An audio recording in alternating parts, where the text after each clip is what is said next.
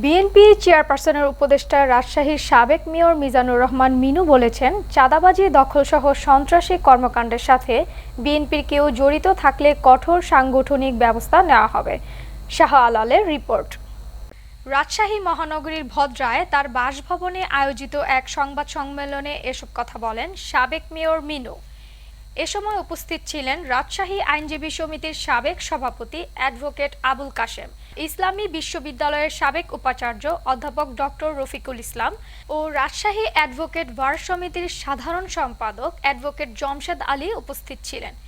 সাবেক মেয়র মিজানুর রহমান মিনু বলেন, সন্ত্রাসীরা সবসময় সন্ত্রাসী, এদের কোনো দল নেই। রাজশাহীতে কেউ সন্ত্রাস ও চাঁদাবাজি করলে তাদেরকে সেনাবাহিনী, পুলিশ সহ আইন শৃঙ্খলা বাহিনীর কাছে অভিযোগ দেওয়ার অনুরোধ জানিয়েছেন তিনি। অবশ্যই ফিরবে, কেন সে বাংলাদেশের নাগরিক, অবশ্যই ফিরবে। কেন ফিরবে না? সবাই ফিরবে। যাদের কোনো বিচার আচার আছে তারা আইন ফেস করবে। সে 5 বছর 19 বছরের ব্যক্তি থেকে মৃত্যু পর্যন্ত যে হোক না কেন থাকবে। শেখ হাসিনাকেও ফিরতে হবে, পলাতক নেত্রী শেখ হাসিনাকেও দেশে ফিরতে হবে অবশ্যই। তার বিরুদ্ধে মানবতা বিরোধী বিশ্ব আদালতে বিচার হবে, তাকেও আসতে হবে।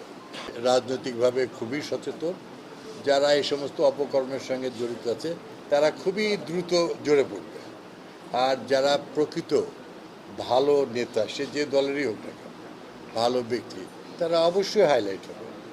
নিউ জেনারেশন তো একটা ভালো পলিটিক্যাল একটা লিডারশিপে আসছে, এটা আমাদের দরকার, জাতির জন্য দরকার।